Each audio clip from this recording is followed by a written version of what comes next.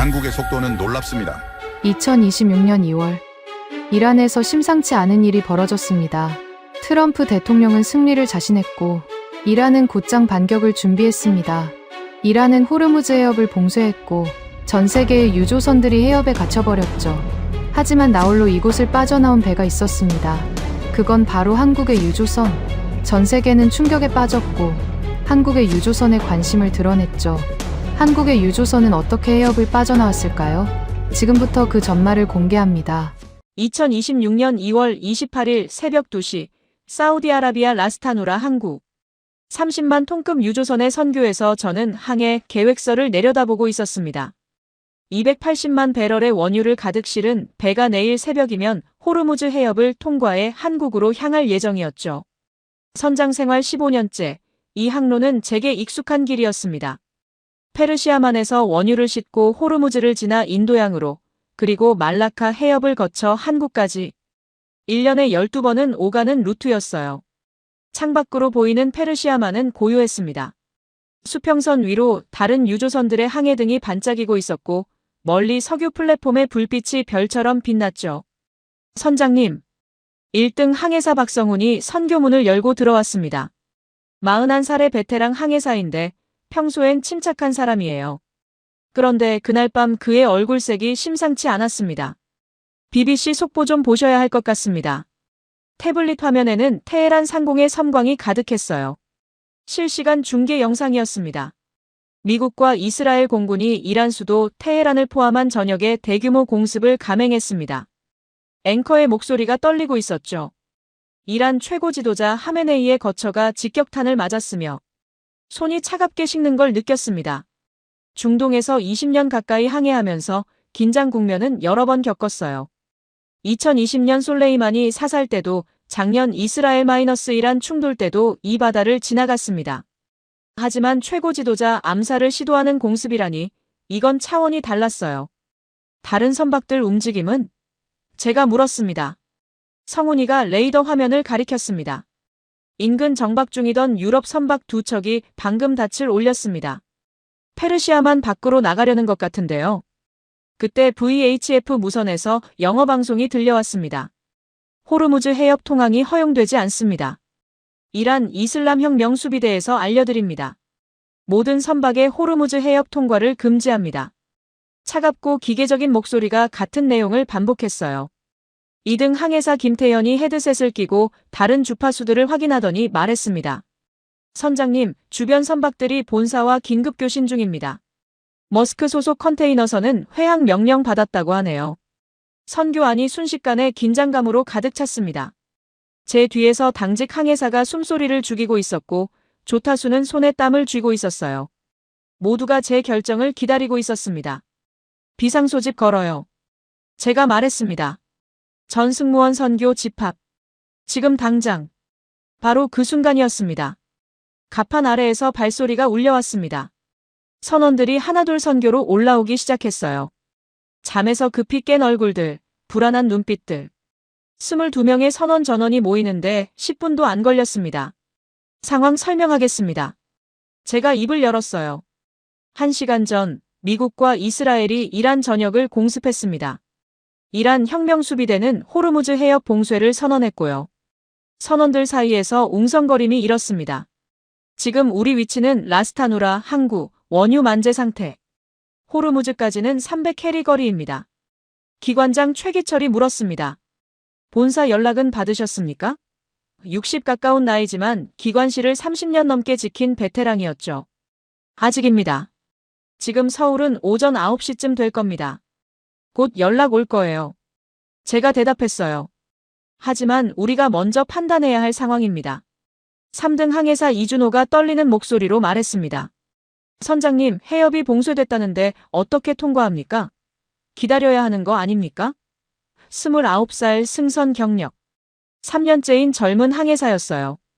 기다리면 얼마나 기다려야 할까요? 제가 되물었습니다. 일주일, 한 달, 전쟁이 끝날 때까지. 선교안이 조용해졌습니다. 모두가 제 말의 무게를 느끼고 있었어요. 갑판장 김성호가 말했습니다. 2020년 솔레이마니 때 기억나십니까? 페르시아만에 석 달 묶여있던 선박들 있었습니다. 그의 목소리에 걱정이 묻어났어요. 식량, 식수, 연료. 다 한계가 있습니다. 맞는 말이었습니다. 우리 배에 실린 보급품은 한 달치였어요. 페르시아만에는 지금 37척의 한국 선박이 있다고 해수부에서 통보했습니다. 모두가 같은 고민을 하고 있을 거예요. 조리장 박인수가 조심스럽게 물었습니다. 선장님 생각은 어떠십니까? 저는 창밖을 바라봤습니다. 동쪽 수평선이 희미하게 밝아오고 있었어요. 새벽이 오고 있었습니다. 제가 이 일을 20년 넘게 해오면서 배운 게 하나 있습니다. 제가 말했어요. 바다에서는 타이밍이 전부라는 것. 기회의 창은 금방 닫힙니다. 성훈이가 레이더를 가리키며 말했습니다. 선장님, 지금 페르시아만 안에 있는 선박이 100여 척입니다. 모두가 나가려고 할 겁니다. 해협폭이 10km밖에 안 되는데. 그래서 더 빨리 결정해야 합니다. 제가 말을 이었어요. 봉쇄가 완전히 시행되기 전에, 혼란이 극에 달하기 전에. 기철이 무거운 목소리로 물었습니다. 그럼 지금 당장 출항하자는 겁니까? 아직 결정은 아닙니다. 제가 대답했어요. 하지만 우린 선택을 해야 합니다. 여기 남아서 상황을 지켜볼 것인가 아니면. 저는 잠시 말을 멈췄습니다. 지금 이 순간 아직 해협이 완전히 막히기 전에 탈출할 것인가. 그때 위성전화가 울렸습니다. 본사였습니다. 해운팀장 목소리가 들렸어요. 강 선장님 상황 파악하고 계십니까? 예, 팀장님. 전선원 비상소집 완료했습니다. 제가 대답했어요. 좋습니다. 본부에서 긴급회의 중인데. 팀장의 목소리가 잠깐 끊겼습니다. 배경에서 여러 사람의 목소리가 들렸어요. 지금 해수부에서 호르무즈 인근 해역 운항 자제 권고를 발령했습니다. 현 위치에서 대기하십시오. 대기요? 제가 되물었습니다. 얼마나 대기합니까? 상황이 정리될 때까지입니다. 우리 배만 있는 게 아닙니다. 지금 페르시아만에 우리 선사 유조선이 3척 더 있어요. 모두 대기 명령 내렸습니다. 저는 레이더 화면을 봤습니다. 인근 해역의 선박들이 움직이고 있었어요. 어떤 배는 호르무즈 쪽으로, 어떤 배는 반대 방향으로. 팀장님, 지금 외국 선사들은 움직이고 있습니다. 머스크는 회항 명령 내렸고 쉘 유조선 2척은 해협 쪽으로 향하고 있습니다. 우리는 우리 방침대로 갑니다. 선원 안전이 최우선입니다. 팀장의 목소리가 단호했어요. 무리하게 해협 통과하다가 이란 고속정이라도 만나면 어쩌려고 그럽니까? 일리 있는 말이었습니다. 하지만 제 속은 답답했어요. 알겠습니다. 현 위치 대기하겠습니다. 전화를 끊자 성훈이가 말했습니다. 선장님, VHF로 교신 내용 들어보니까 영국 유조선 한 척이 지금 출항 준비 중입니다. 1시간 뒤 호르무즈로 출발한다고 하네요. 속도는? 제가 물었습니다. 최대 속력으로 간다고 합니다. 15노트. 우리 배도 만재 상태에서 최대 16노트까지 낼 수 있었어요. 호르무즈까지 300헬이면 20시간 정도 걸립니다. 빨리 출발하면 내일 밤에는 해협을 빠져나갈 수 있다는 계산이 나왔죠. 태연이가 조심스럽게 말했습니다. 선장님, 본사에서 대기하라고 했는데. 알아요. 제가 대답했어요. 하지만 우리가 여기서 결정권자입니다. 30만 톤 유조선이 위험 해역에 있을 때 현장 판단이 최우선이에요. 기철이 고개를 끄덕였습니다. 맞습니다. 육지에 있는 사람들은 몰라요. 상황이 얼마나 빠르게 변하는지. 저는 창밖을 다시 봤습니다. 동쪽 하늘이 점점 밝아오고 있었어요. 새벽 3시 반. 성호, 갑판 상태 최종 점검하세요. 출항 가능한지 확인. 제가 말했습니다. 기철, 기관실 준비 상태는? 언제든 출항 가능합니다. 기철이 즉답했어요. 좋아요. 모두 각자 위치로 돌아가세요. 1시간 뒤 다시 모입니다. 제가 지시했어요. 그때까지 제가 최종 결정하겠습니다. 선원들이 하나둘 선교를 빠져나갔습니다. 성훈만 남았어요. 선장님, 진짜 출항하시려는 겁니까? 모르겠어요. 솔직하게 대답했습니다. 하지만 이 타이밍을 놓치면 우린 석 달은 여기 묶일 겁니다. 그동안 상황이 어떻게 변할지 아무도 몰라요. 성훈이가 레이더를 보며 말했습니다. 선장님이 결정하시면 따르겠습니다. 15년 같이 항해했잖습니까? 고마운 말이었습니다. 그때 VHF에서 다급한 목소리가 들렸습니다. 메이데이, 메이데이. 영어로 외치는 목소리가 VHF를 타고 흘러나왔습니다. 호르무즈 해협 북쪽 입구, 팔라우 국적 유조선 피격. 반복합니다. 우리 배가 공격받았습니다. 선교 안의 공기가 얼어붙었어요. 성훈이가 재빨리 주파수를 조정했습니다. 좌표 확인합니다. 무산담 반도 인근 호르무즈 해협 입구에서 10헬이 떨어진 지점입니다. 피격 선박 상태는? 제가 물었습니다. 무선에서 다른 목소리가 들렸어요. 오만 해양안보센터입니다. 피격 선박 승조원 20명, 현재 구조 작업 중. 선체 침수 진행 중입니다. 저는 해도를 펼쳤습니다. 호르무즈 해협은 가장 좁은 구간이 10km밖에 안 됩니다. 그것도 깊이가 충분한 항로는 6km 정도고 전부 이란 영해예요. 피격된 위치는 바로 그 입구였습니다. 태연이가 다른 채널에서 들려오는 교신 내용을 정리했어요. 선장님, 영국 해사무역기구에서 보고 접수했다고 합니다. 호르무즈 인근에서 민간 선박 4척이 공격받았다고 하네요. 4척이나? 성훈이 놀라서 되물었습니다. 예. 한 척은 침몰 중이고 나머지는 손상 입고 회항했다고 합니다. 태연의 목소리가 떨렸어요. 사상자도 나왔다는데요. 저는 시계를 봤습니다. 새벽 3시 45분. 공습이 시작된 지 2시간도 안 됐는데 벌써 이 지경이었어요. 이란 혁명수비대가 경고만 한 게 아니라 실제로 무력을 사용하고 있었습니다. 위성전화가 다시 울렸습니다. 뭔사였어요. 이번엔 상무 목소리였습니다. 강 선장 들었습니까? 호르무즈에서 선박 피격됐습니다. 예, 지금 확인했습니다. 절대로 움직이지 마십시오. 상무의 목소리가 딱 잘라 말했어요. 현 위치에서 정박. 이건 명령입니다. 다른 선박들도 모두 같은 지시 내렸어요. 전화가 끊겼습니다. 저는 레이더 화면을 봤어요. 아까 움직이던 선박들의 속도가 눈에 띄게 줄어들고 있었습니다. 모두 멈추고 있었어요. 호르무즈로 향하던 영국 유조선도 속력을 늦췄습니다. 선장님, 성훈이 조용히 말했습니다. 이제 결정하셔야 할 것 같습니다. 맞는 말이었어요.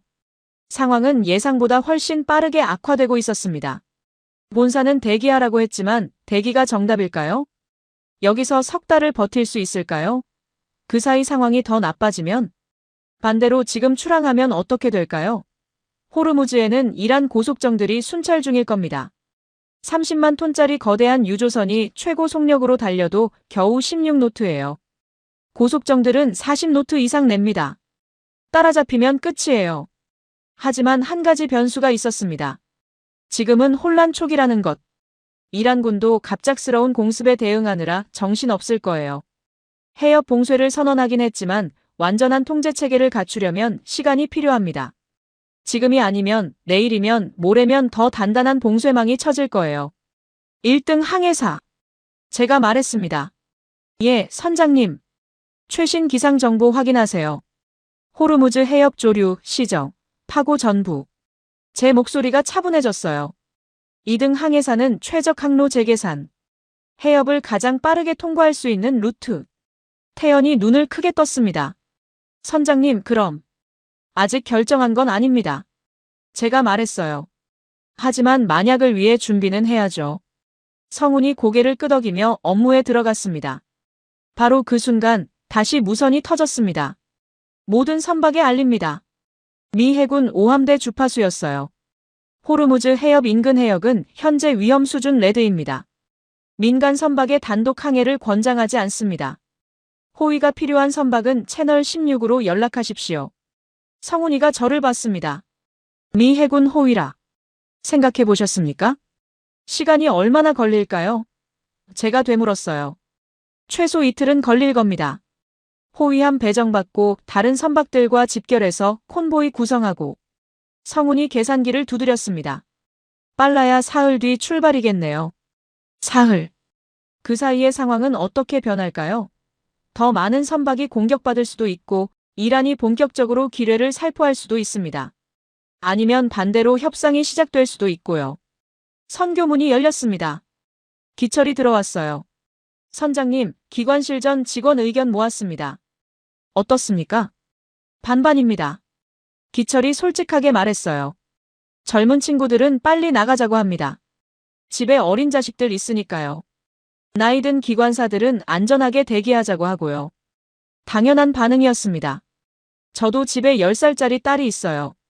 아내한테 이번 항해 끝나면 육상 근무로 옮기겠다고 약속했었죠. 가판부는요? 제가 물었습니다. 성우가 지금 의견 취합 중입니다. 성훈이 대답했어요. 저는 해도 위에 연필로 선을 그었습니다. 라스타누라에서 호르무즈까지, 호르무즈에서 오만만까지, 거기서 인도양까지. 각 구간의 위험도를 머릿속으로 계산했어요. 선장님, 태연이 계산 결과를 보여줬습니다. 지금 출발하면 내일 밤 11시경 해협 진입 가능합니다. 만재 상태 최대 속력 기준으로요. 야간 통과. 제가 중얼거렸어요. 장단점이 있습니다. 성훈이 말했습니다. 밤이면 이란 고속정들 활동이 줄어들 수 있어요. 하지만 우리 배도 보이니까 레이더에 잡히죠. 맞는 말이었어요. 30만 톤짜리 배를 숨길 방법은 없습니다. AIS 선박 자동 식별 장치를 꺼도 레이더에는 거대한 점으로 찍혀요. 갑판장 성우가 보고하러 왔습니다. 선장님, 갑판부 의견입니다.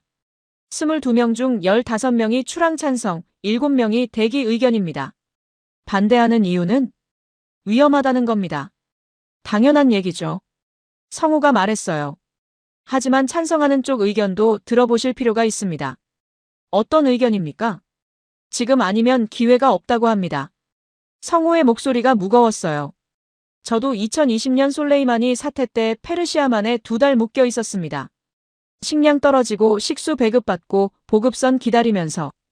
그때 같이 묶여있던 선원 하나는 정신적으로 무너졌어요. 결국 헬기로 후송됐죠. 무거운 이야기였습니다. 선원들의 정신 건강도 고려해야 했어요. 저는 시계를 봤습니다. 새벽 4시. 1시간 안에 결정해야 했습니다. 출항하려면 만조 시간을 맞춰야 하거든요. 선장님. 성훈이 조용히 말했습니다. 혼자 결정하시려고 하지 마세요. 우리도 같이 책임지겠습니다. 고마운 말이었어요. 하지만 최종 책임은 선장인 제게 있었습니다. 위성 전화를 들었습니다. 본사에 다시 전화를 걸어야 할까요? 아니면 제 판단대로 움직여야 할까요? 그때 VHF에서 또 다른 소식이 들려왔습니다. WSJ 속보입니다. 한국 선적 초대형 유조선 한 척이 호르무즈 해협을 향해 최고 속도로 항해 중인 것으로 확인됐습니다. 모두의 시선이 저에게 쏠렸습니다. 잠깐만요. 제가 VHF 볼륨을 높였습니다. 한국 해운사 소속으로 추정되는 VLCC급 유조선이 사우디 라스타누라를 출항, 현재 호르무즈 방향으로 항해 중입니다. 선명은 확인되지 않았으나 성훈이가 재빨리 레이더를 확인했어요. 선장님, 우리 남동쪽 60해리 지점에 대형 선박 하나 있습니다.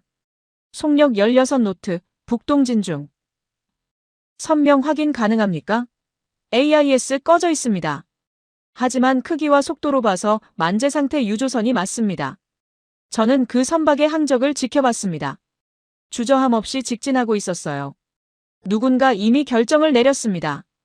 본사 명령을 무시하고 위험을 감수하고 돌파를 선택한 거예요. 미쳤군. 태연이 중얼거렸습니다. 저 상황에 혼자 돌진하다니. 아니. 기철이 말했어요. 저게 정상입니다. 선장이 현장에서 판단한 거예요. 육지에 앉아서 명령만 내리는 사람들보다 저 선장이 상황을 더 잘 압니다. 맞는 말이었습니다. 저도 똑같은 고민을 하고 있었으니까요. 위성 전화를 들었습니다. 번호를 누르다가 멈췄어요. 본사에 전화하면 뭐라고 하겠습니까? 다시 대기 명령을 내릴 겁니다. 그럼 저는 그 명령을 따라야 하고 여기서 석 달을 기다려야 해요. 하지만 전화 안 하고 출항하면 그건 명령 불복종입니다. 선장 면허 정지도 각오해야 하죠. 15년 쌓아온 경력이 한순간에 날아갈 수 있어요. 선장님. 성훈이 제 어깨에 손을 올렸습니다. 20년 전 제가 3등 항해사였을 때 기억나십니까? 태풍 만나서 선장님이 침로 변경하셨죠. 본사는 예정 항로 고수하라고 했지만 그때랑은 다릅니다. 똑같습니다. 성훈이 단호하게 말했어요. 그때도 선장님 판단이 옳았고 우리 배만 무사했습니다. 예정 항로 고집하던 다른 배는 선체 파손됐고요. 저는 창밖을 봤습니다. 동쪽 하늘이 붉게 물들기 시작했어요. 일출 30분 전. 전 승무원 다시 소집하세요. 제가 말했습니다. 투표하겠습니다. 투표요? 태연이 놀라서 물었어요. 예. 민주적으로 결정합시다. 제가 말했어요. 출항이냐 대기냐. 다수결로 정하고 그 결과에 따르겠습니다. 10분 뒤 22명의 선원이 다시 선교에 모였습니다. 제가 상황을 설명했어요. 지금 우리 앞에 두 가지 선택지가 있습니다. 첫째, 본사 명령대로 여기 남는 것. 안전하지만 언제까지 기다려야 할지 모릅니다. 둘째, 지금 출항해서 호르무즈를 돌파하는 것. 위험하지만 내일이면 집으로 갈 수 있습니다. 선원들 사이에서 웅성거림이 일었어요. 투표하겠습니다. 제가 계속 말했어요. 저를 포함해서 22명. 출항 찬성이면 오른손, 대기 찬성이면 왼손 들어주세요. 잠시 침묵이 흘렀습니다. 그러다가 기철이 먼저 오른손을 들었어요. 출항 찬성입니다. 지금 아니면 기회 없어요. 성우도 손을 들었습니다. 저도 찬성. 여기서 썩고 싶지 않습니다. 하나둘 손이 올라가기 시작했어요. 젊은 선원들이 먼저였고 나이든 선원들이 그 뒤를 따랐습니다. 최종 결과는 18대 4. 압도적으로 출항 쪽이었어요. 저는 심호흡을 했습니다. 알겠습니다. 출항 준비하세요. 바로 그때 위성전화가 울렸습니다. 본부장이었습니다. 강 선장, 지금 WSJ 보도 봤습니까? 한국 유조선이 호르무즈로 향하고 있다는데 혹시 당신 배 아닙니까? 아닙니다. 제가 대답했어요. 우리 남동쪽에 있는 다른 선박입니다. 다행이군요. 본부장이 안도의 한숨을 쉬었어요. 절대 그런 무모한 짓 하지 마십시오. 해수부에서도 재차 운항 자제 통보했습니다. 본부장님, 제가 말했습니다. 한 가지 여쭤봐도 되겠습니까? 말하세요. 만약 상황이 악화돼서 여기 석 달, 6개월 묵기면 어떻게 하실 겁니까? 제 목소리가 차분했어요. 선원 교대는요? 보급은요? 배에 실린 280만 배럴 원유는 언제 한국에 도착합니까? 본부장이 잠시 말이 없었어요. 그건 나중에 대책을 세우겠습니다. 나중은 없습니다. 제가 단호하게 말했어요. 지금 결정해야 합니다. 육지에 계신 분들은 모르실 겁니다. 여기 상황이 얼마나 빠르게 변하는지. 강 선장, 지금 명령 불복종하려는 겁니까? 현장 판단입니다. 제가 대답했어요. 해상안전법 14조에 따르면 선장은 선박과 선원의 안전을 위해 독자적 판단을 내릴 수 있습니다. 지금 법조항 들먹이는 겁니까? 본부장 목소리가 높아졌어요. 본부장님, 제 목소리는 오히려 낮아졌습니다. 저는 이 배에 15년 탔습니다. 이 항로를 100번도 넘게 다녔어요. 지금이 기회입니다. 내일이면 늦습니다. 긴 침묵이 흘렀어요. 본부장의 무거운 숨소리가 들렸습니다. 강 선장, 만약 무슨 일 생기면 당신 책임입니다. 알고 있습니다. 선원들한테 뭐라고 설명할 겁니까? 이미 투표했습니다. 22명 중 18명이 출항에 찬성했습니다. 투표요? 본부장이 어이없다는 듯 말했어요. 선박이 민주주의로 운영되는 줄 압니까? 아닙니다. 하지만 선원들 목숨이 걸린 문제입니다. 그들 의견을 들어야 한다고 생각했습니다. 또 침묵이 흘렀어요. 그러다가 본부장이 한숨을 쉬며 말했습니다. 알았습니다. 하지만 공식적으로는 본사가 허가한 게 아닙니다. 당신 독단입니다. 이해합니다. 무사히 돌아오십시오. 본부장의 목소리가 부드러워졌어요. 당신 딸 10살이죠? 생일 다음 달이고. 목이 메었습니다. 예. 기억해 주셔서 감사합니다. 전화를 끊었어요. 손이 떨렸습니다. 돌이킬 수 없는 선택을 한 거예요. 선장님. 성운이 말했습니다. 출항 준비 완료했습니다. 기관실 상태는? 최대 출력 가능합니다. 기철이 보고했어요. 연료 충분하고 엔진 상태 최상입니다. 갑판부는? 닷 감아 올릴 준비됐습니다. 성우가 대답했어요. 저는 시계를 봤습니다. 새벽 5시. 일출까지 20분. 좋습니다. 모두 배치 위치로. 선원들이 움직이기 시작했어요. 15년간 함께 훈련한 팀이었습니다. 각자 맡은 위치로 가서 출항 준비에 들어갔죠. 저는 조타실 의자에 앉았습니다. 앞으로 20시간 이 자리를 지킬 겁니다. 호르무즈를 통과할 때까지. 1등 항해사, 항로 최종 확인. 확인했습니다. 성운이 대답했어요. 라스타누라에서 호르무즈까지 312해리. 예상 소요 시간 19시간 30분. 내일 새벽 1시경 해협 진입 예정입니다. 좋아요. 다 놀리세요. 다 놀립니다. 윈치가 돌아가는 소리가 들렸어요. 30만 톤의 거대한 배가 천천히 움직이기 시작했습니다. 수평선 너머로 태양이 떠올랐습니다. 출항 3시간째. 우리는 페르시아만을 북동쪽으로 항해하고 있었습니다. 속력 16노트. 만재 상태에서 낼 수 있는 최대 속도였어요. 성운이 커피를 가져왔습니다. 선장님, 좀 드세요. 밤새 한숨도 못 주무셨잖습니까? 고맙습니다. 뜨거운 커피를 한 모금 마셨어요. 정신이 또렷해졌습니다. 레이더 화면에는 우리 주변 선박들이 찍혀 있었어요. 대부분 정박 중이거나 느리게 움직이고 있었습니다. 우리처럼 전속력으로 달리는 배는 거의 없었죠. 선장님, 아까 우리보다 먼저 출발한 유조선 어디쯤 있습니까? 제가 물었어요. 태연이 계산했습니다. 지금쯤 호르무즈 100해리 전방일 겁니다. 우리보다 6시간 앞서 있네요. 교신 시도해봤습니까? AIS 꺼져 있어서 선명을 모릅니다. 하지만 VHF로 몇 번 불러봤는데 응답 없습니다. 당연했어요. 저라도 교신 안 받았을 겁니다. 주목받지 않는 게 최선이니까요. 선장님, 성우가 선교로 올라왔습니다. 갑판 점검 완료했습니다. 화물창 압력 정상, 배수 시스템 이상 없습니다. 수고했습니다. 선원들 상태는 어떻습니까? 긴장했지만 괜찮습니다. 성우가 웃으며 말했어요. 오히려 뭔가 하고 있다는 게 좋다고 하더라고요. 가만히 기다리는 것보다. 이해가 갔습니다. 사람은 행동할 때 더 안정감을 느끼거든요. 불확실하게 기다리는 것보다. 오전 10시, VHF에서 교신이 들어왔습니다. 한국 선적 유조선, 이쪽은 미 해군 5함대입니다. 현재 위치와 목적지를 알려주십시오. 성운이 저를 봤어요. 제가 마이크를 잡았습니다. 5함대, 이쪽은 한국 선적 VLCC 한별호입니다. 현재 호르무즈 해협으로 향하고 있습니다. 한별호, 호르무즈 해협은 현재 위험 수준 레드입니다. 호위 없이 단독 항해는 권장하지 않습니다.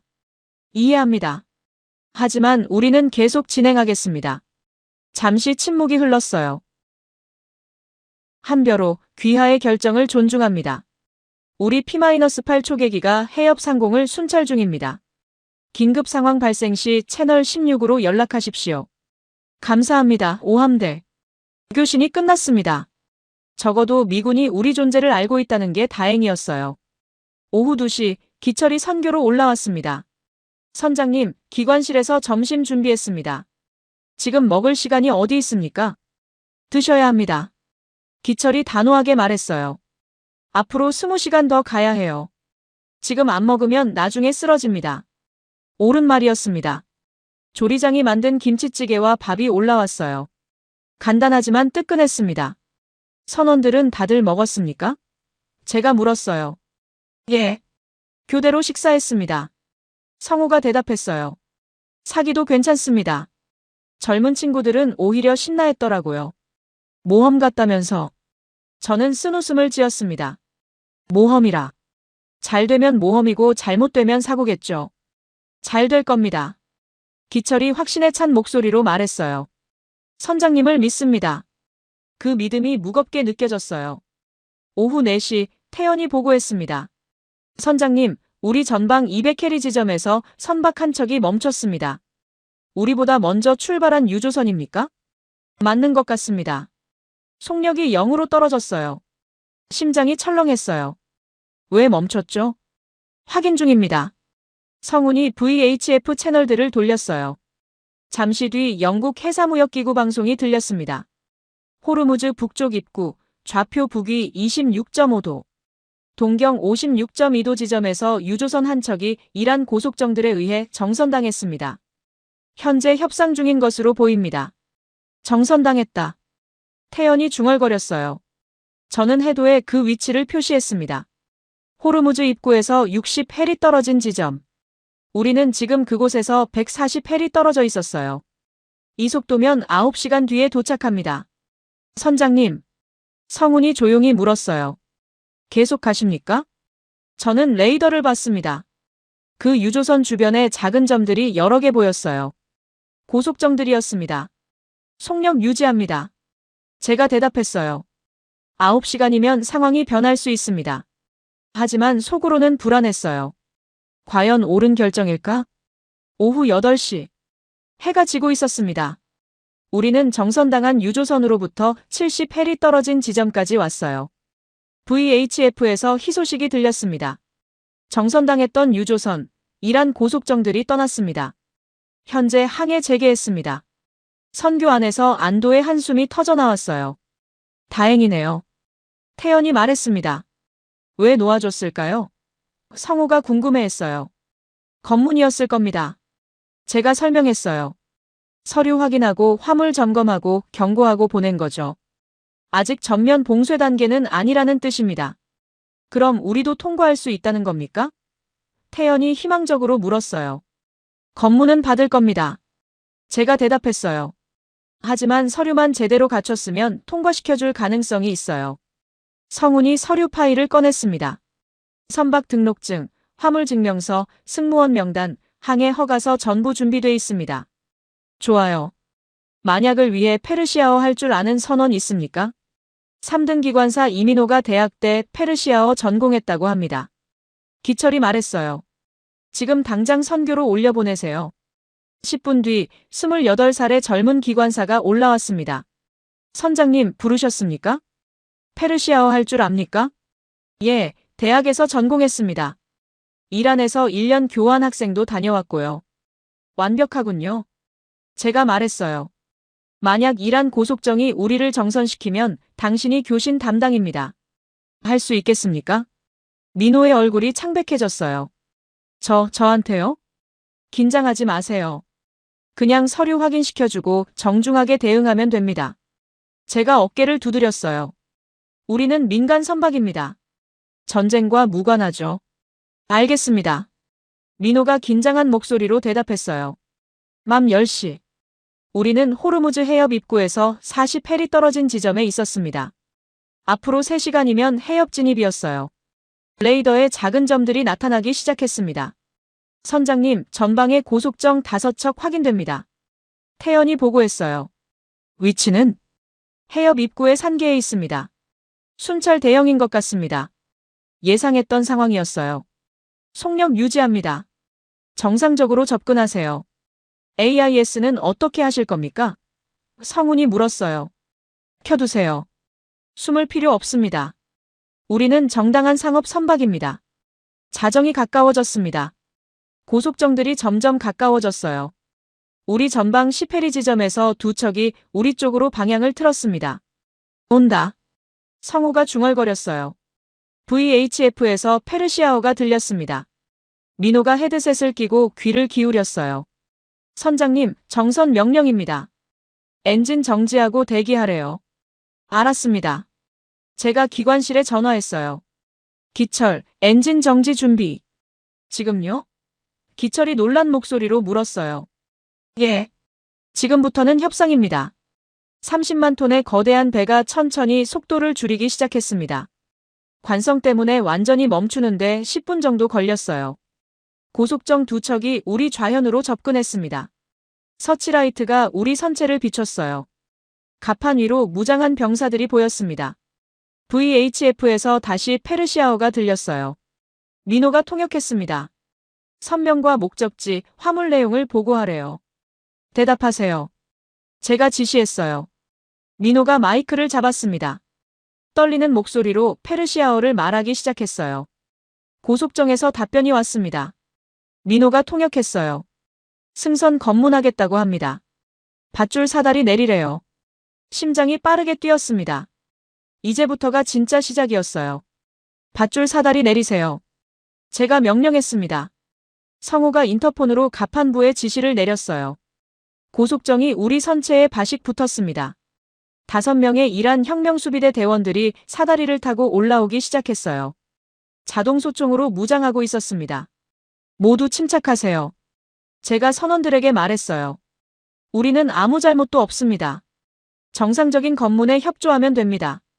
이란 병사들이 선교로 올라왔습니다. 선두의 선 장교가 주변을 둘러봤어요. 계급장으로 봐서 대위쯤 되는 것 같았습니다. 민호가 페르시아어로 인사했습니다. 장교가 놀란 표정으로 대답했어요. 잠시 대화가 오갔습니다. 뭐라고 합니까? 제가 조용히 물었어요. 서류를 보여달래요. 민호가 대답했어요. 그리고 왜 이 시간에 호르무즈로 가는지 물어봅니다. 정상 항해라고 답하세요. 우리는 사우디에서 원유를 싣고 한국으로 가는 중이라고. 민호가 설명했습니다. 장교는 서류들을 하나하나 확인했어요. 선박 등록증, 화물증명서, 승무원 명단. 꼼꼼하게 살폈습니다. 장교가 다시 뭔가 물었어요. 목소리가 날카로웠습니다. 호르무즈가 봉쇄됐는데 왜 진입하려 하느냐고 합니다. 민호가 통역했어요. 다른 선박들은 다 대기 중인데 우리는 봉쇄 전에 출항 허가를 받았다고 하세요. 제가 말했어요. 그리고 우리는 중립국 선박이며 전쟁과 무관하다고. 민호가 열심히 설명했습니다. 장교는 회의적인 표정이었어요. 부하들에게 뭔가 지시했습니다. 병사 둘이 선교 밖으로 나갔어요. 배를 수색하려는 것 같았습니다. 선장님. 성훈이 긴장한 목소리로 속삭였어요. 이거 시간 끄는 거 아닙니까? 우리 묶어둘 생각인 것 같은데요. 저도 같은 생각이었어요. 하지만 표정을 관리했습니다. 기다립시다. 30분이 지났습니다. 병사들이 돌아왔어요. 장교에게 보고했습니다. 장교는 고개를 끄덕이더니 민호에게 말했어요. 화물은 확인했답니다. 민호가 통역했어요. 하지만 통과 허가는 테헤란에서 받아야 한대요. 테헤란이요? 제가 놀라서 물었어요. 그럼 언제까지 기다려야 합니까? 민호가 물어봤습니다. 장교가 어깨를 으쓱했어요. 모른답니다. 민호가 침울하게 말했어요. 며칠 걸릴 수도 있고 몇 주 걸릴 수도 있대요. 지금 전시 상황이라서. 이건 사실상 억류였습니다. 제 머릿속이 빠르게 돌아갔어요. 여기서 포기할 순 없었습니다. 민호. 제가 조용히 말했어요. 장교한테 이렇게 전하세요. 우리 배에는 한국으로 돌아가야 할 22명의 선원이 있다고. 모두 가족이 기다리고 있다고. 우리는 이란과 아무 문제도 없으며 단지 집으로 가고 싶을 뿐이라고. 민호가 천천히 감정을 실어서 말했습니다. 장교의 표정이 조금 부드러워졌어요. 장교가 뭔가 말했습니다. 민호의 얼굴이 밝아졌어요. 선장님, 장교가 자기 상관에게 물어보겠답니다. 민호가 말했어요. 지금 무전으로 연락하겠대요. 희망이 보였습니다. 장교는 휴대 무전기를 꺼내서 통화하기 시작했어요. 긴 대화가 오갔습니다. 10분쯤 지났을 때 장교가 무전을 끊었습니다. 표정이 복잡했어요. 그리고 민호에게 말했습니다. 민호가 숨을 크게 들이쉬었어요. 선장님. 그의 목소리가 떨렸습니다. 어떻게 됐습니까? 제가 물었어요. 통과 허가받았습니다. 민호가 믿기지 않는다는 표정으로 말했어요. 하지만 조건이 있습니다. 조건이요? 지금 당장 출발해서 1시간 안에 해협을 완전히 빠져나가야 한답니다. 민호가 설명했어요. 만약 1시간 넘으면 격침시킬 거래요. 선교 안이 긴장감으로 가득 찼습니다. 1시간. 호르무즈 해협 폭이 50km, 그러니까 약 27해리입니다. 1시간 안에 빠져나가려면 27노트 이상으로 달려야 합니다. 성훈이 계산했어요. 하지만 우리 최대 속력이 16노트인데요. 불가능한 조건이었습니다. 장교는 그걸 알고 이런 조건을 단 거예요. 사실상 거부하라는 뜻이었습니다. 저는 장교를 똑바로 봤습니다. 그도 저를 보고 있었어요. 그의 눈빛에서 뭔가를 읽었습니다. 할 수 있으면 해봐라. 수락합니다. 제가 말했어요. 모두가 저를 봤습니다. 선장님, 미쳤습니까? 성훈이 다급하게 말했어요. 30만 톤 만재 유조선이 27노트를 낼 수 있는 방법이 없습니다. 방법은 있습니다. 제가 차분하게 대답했어요. 민호에게 고개를 끄덕였습니다. 수락한다고 전하세요. 민호가 떨리는 목소리로 페르시아어를 말했어요. 장교의 눈썹이 올라갔습니다. 뭔가 말하려다가 그냥 고개를 끄덕였어요. 부하들에게 손짓했습니다. 이란 병사들이 사다리를 타고 내려가기 시작했어요. 장교가 마지막으로 저를 봤습니다. 그리고 경례를 했어요. 저도 경례로 답했습니다. 고속정이 우리 선체에서 떨어져 나갔습니다. 서치라이트가 꺼졌어요. 기철. 제가 인터폰을 잡았어요. 기관실 비상 출력 준비. 비상 출력이요? 기철의 목소리가 들렸어요. 선장님, 그건 긴급 상황에서만 쓰는 겁니다. 엔진 수명이. 지금이 긴급 상황입니다. 제가 단호하게 말했어요. 모든 보일러 최대 출력, 과급기 풀가동. 우리한테 주어진 시간은 1시간뿐입니다. 알겠습니다. 기철의 목소리가 무거웠어요. 성훈, 최단 항로 재계산. 조류를 최대한 활용하세요. 예. 성훈이 해도 위에 펜을 달렸습니다. 태현, 모든 불필요한 전력 차단. 조명, 냉방 전부 꺼요. 오직 추진과 항해 장비만 살립니다. 이해했습니다. 성호, 갑판부 전원 선내 대피. 갑판 위에는 아무도 없어야 합니다. 이 속도면 파도가 갑판을 덮을 겁니다. 명령들이 쏟아져 나갔어요. 선원들이 각자 위치로 흩어졌습니다. 저는 시계를 봤습니다. 자정 12분. 출발합니다. 타우현 10도 전속 전진. 타우현 10도 전속 전진. 조타수가 복창했어요. 기관실에서 엔진 소리가 높아지기 시작했습니다. 평소와는 다른 굉음에 가까운 소리였어요. 배가 떨리기 시작했습니다. 속력계를 봤어요.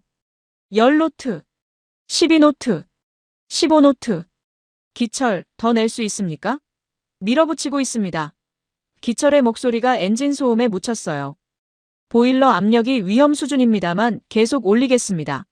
16노트, 17노트. 선체가 심하게 진동했어요. 선교 안의 물건들이 덜컹거렸습니다. 이 배가 이런 속도로 달려본 적은 단 한 번도 없었어요. 선장님, 태연이 외쳤어요. 전방 3해리 선박 2척 있습니다. 레이더를 봤어요.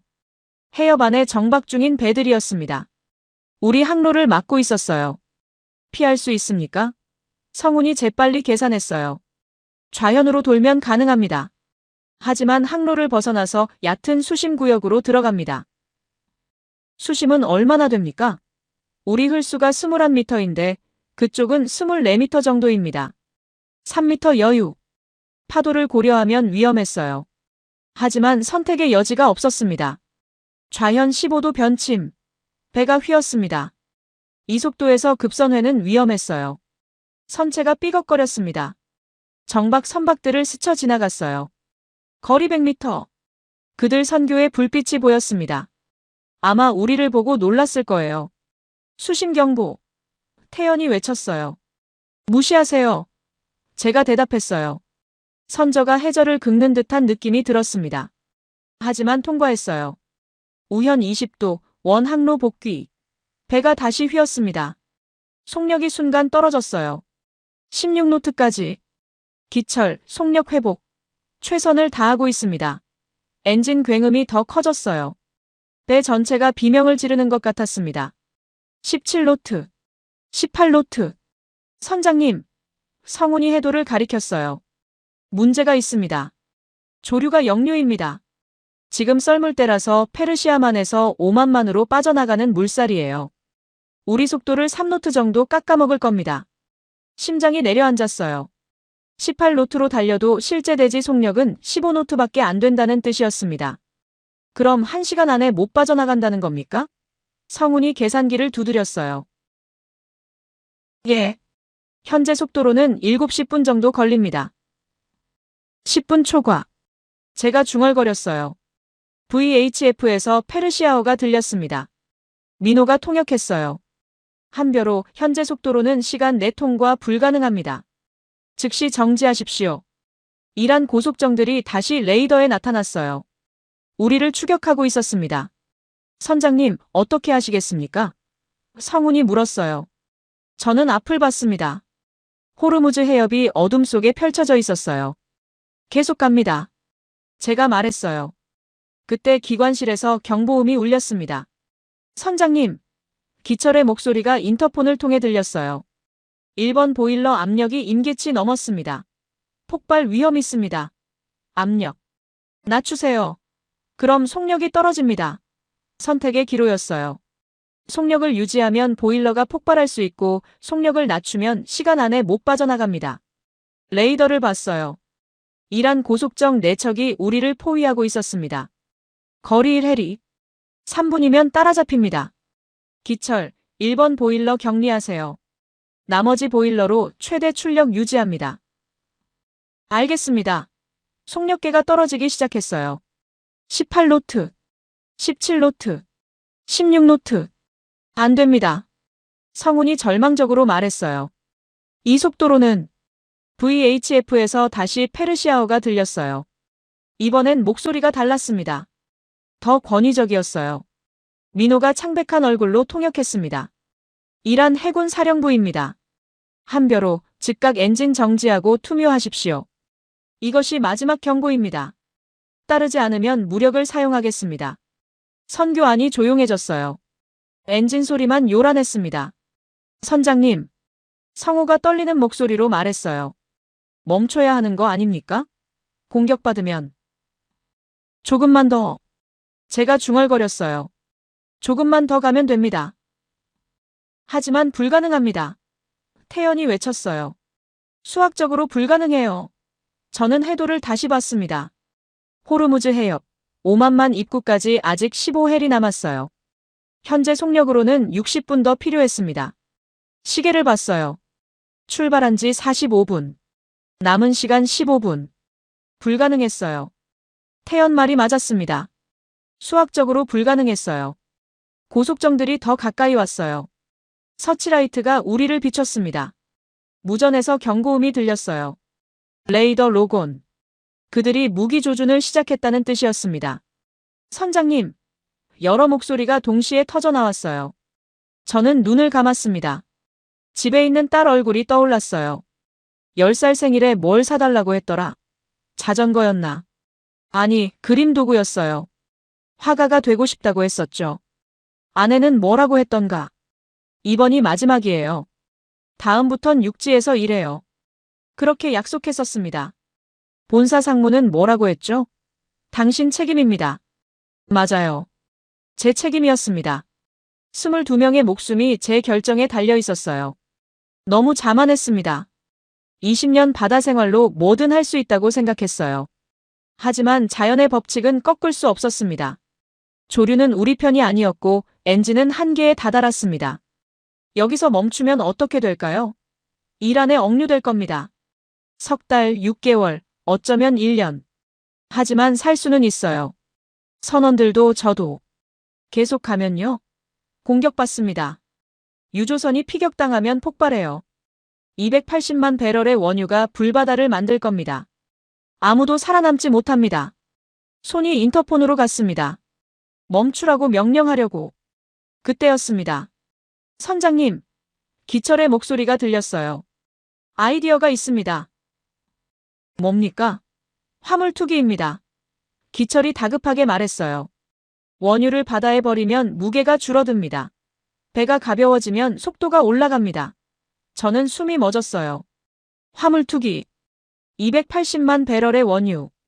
시가로 10억 원이 넘는 화물이었습니다. 선장님, 그건 안 됩니다. 성훈이 말했어요. 환경 오염이에요. 게다가 회사 손실이. 목숨이 먼저입니까? 돈이 먼저입니까? 기철이 외쳤어요. 맞는 말이었어요. 하지만 호르무즈 해협의 원유를 버리면 엄청난 환경 재앙이 일어납니다. 국제적인 문제가 될 거예요. VHF에서 카운트다운이 들렸습니다. 페르시아어로 10, 9, 8. 결정하셔야 합니다. 성훈이 외쳤어요. 7, 6. 모두가 저를 봤어요. 21명의 눈빛. 두려움, 희망, 믿음. 5.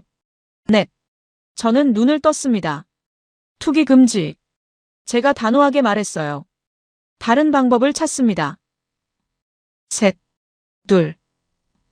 성훈. 제가 외쳤어요. 호르무즈 해협 국경선이 정확히 어디입니까? 예.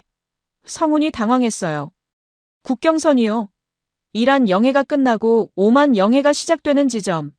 성훈이 재빨리 해도를 펼쳤어요. 여기입니다. 우리 전방 8해리. 8해리. 제가 계산했어요. 현재 속력으로 30분. 1시간 시야는 이미 의미가 없었습니다. 하나. 제로. VHF가 조용해졌어요. 긴장된 정적이 흘렀습니다. 그리고 다시 페르시아어가 터져나왔어요. 민호가 통역했습니다. 최종 경고. 지금 즉시 정지하십시오. 아니면. 민호. 제가 마이크를 잡았어요. 이렇게 전하세요.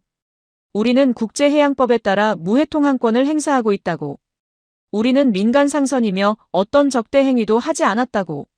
만약 공격하면 그것은 국제법 위반이며 대한민국 정부가 강력히 대응할 것이라고.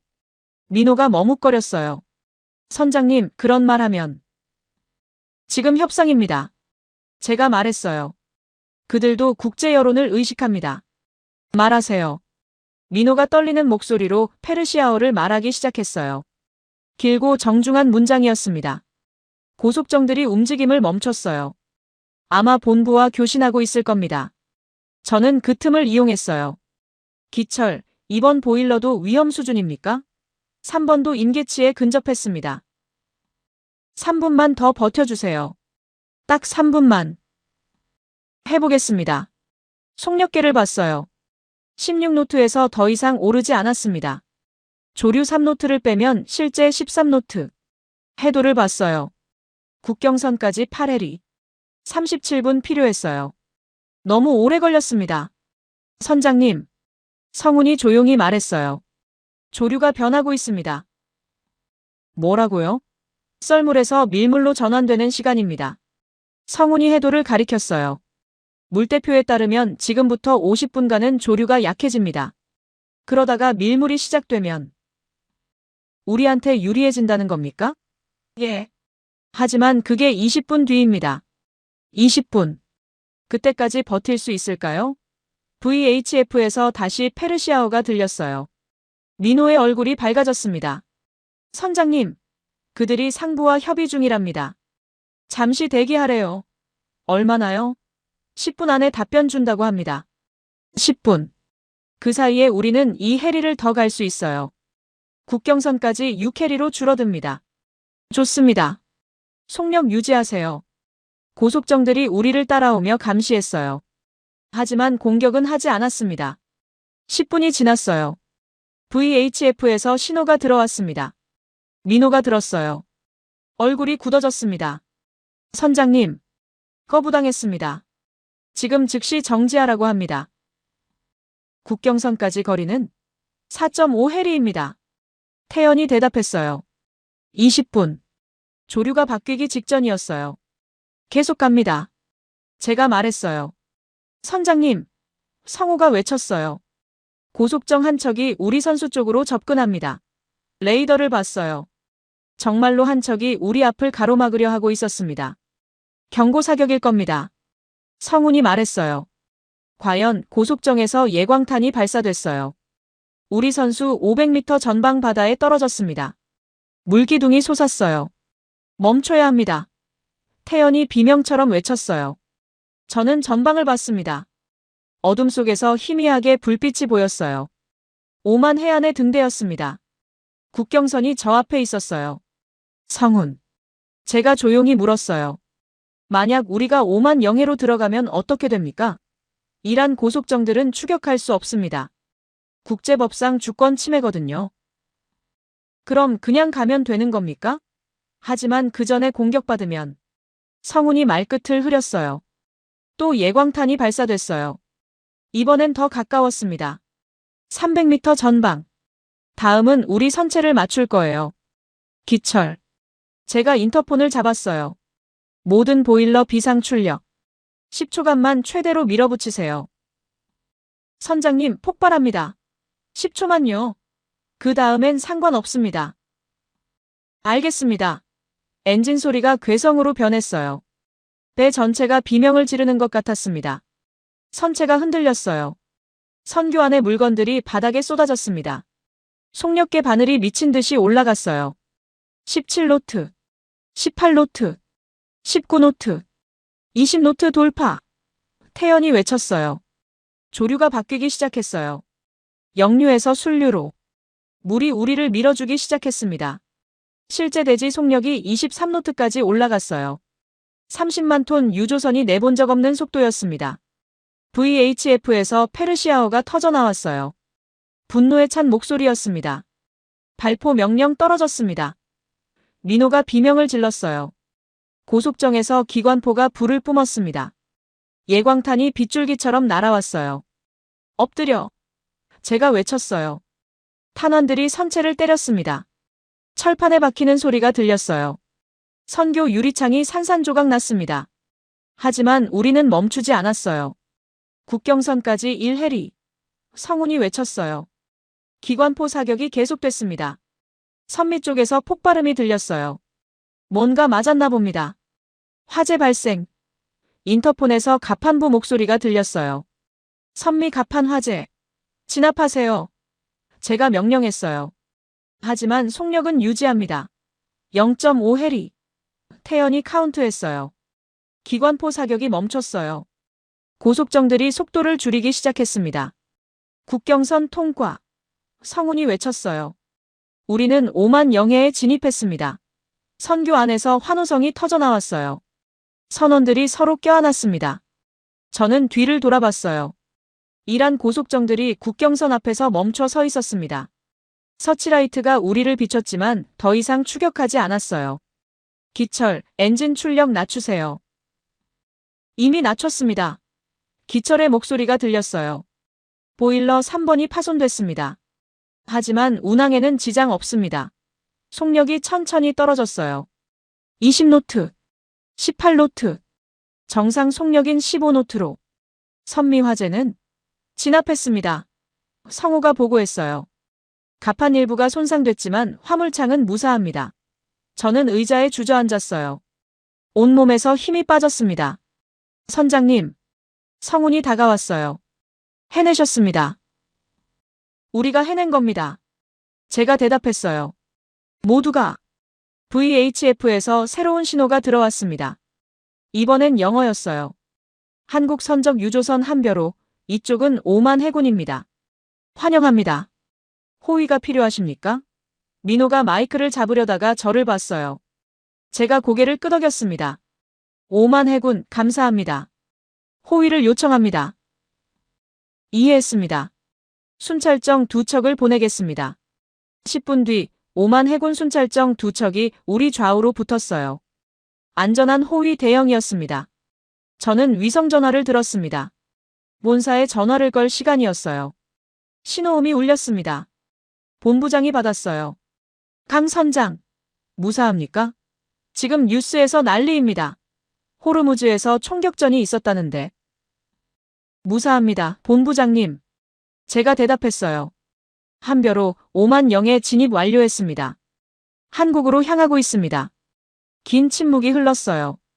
그러다가 본부장이 말했습니다. 잘했습니다, 강 선장. 정말 잘했어요. 목이 메었습니다. 감사합니다. 선원들은 모두 무사합니까? 예. 경상자 몇 명 있지만 심각하지 않습니다.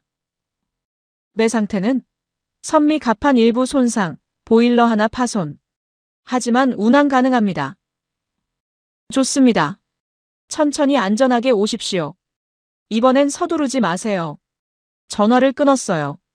선교창 밖으로 동쪽 하늘이 밝아오고 있었습니다. 새벽이었어요. 선장님, 태연이 물었어요. 한국까지 얼마나 걸립니까? 저는 해도를 펼쳤습니다. 열흘 정도요. 천천히 가면. 천천히. 성우가 웃었어요. 좋네요. 천천히. 모두가 웃었습니다. 긴장이 풀어지면서 피로가 몰려왔어요. 교대 근무로 돌아갑니다. 제가 말했어요. 성훈, 당직 맡으세요. 저는 좀 쉬겠습니다. 예, 선장님. 저는 선교를 나와 선장실로 향했습니다. 복도를 걷는데 선원들이 하나둘 나와서 경례를 했어요. 저도 답례했습니다. 선장실 문을 열었어요. 책상 위에 딸이 그려준 그림이 놓여 있었습니다. 아빠 사랑해요라고 쓰여 있었죠. 침대에 누웠습니다. 눈을 감았어요. 집에 가는 중이었습니다. 열흘 뒤 2026년 3월 13일 부산항 입구가 보였습니다. 5, 6도 등대가 아침 햇살을 받아 반짝이고 있었어요. 부산항 관제센터, 이쪽은 유조선 한별호입니다. 입항 허가 요청합니다. 한별호 환영합니다. 부두 3번으로 안내하겠습니다. 그리고 관제사의 목소리가 잠깐 멈췄어요. 선장님, 수고 많으셨습니다. 감사합니다. 선교박 갑판에 선원들이 모여 있었어요. 모두 정복을 입고 있었습니다. 22명 전원. 한 명도 빠짐없이. 부두가 가까워졌어요. 제가 예상하지 못한 광경이 펼쳐졌습니다. 부두에 수백 명의 사람들이 모여 있었어요. 해운회사 직원들, 가족들, 그리고 언론까지. 저게 뭡니까? 태연이 놀라서 물었어요. 성훈이 웃었습니다. 환영 인파입니다. 뉴스 못 보셨습니까? 우리 호르무즈 탈출이 전 세계 뉴스에 나왔어요. 월스트리트 저널, BBC, CNN 전부.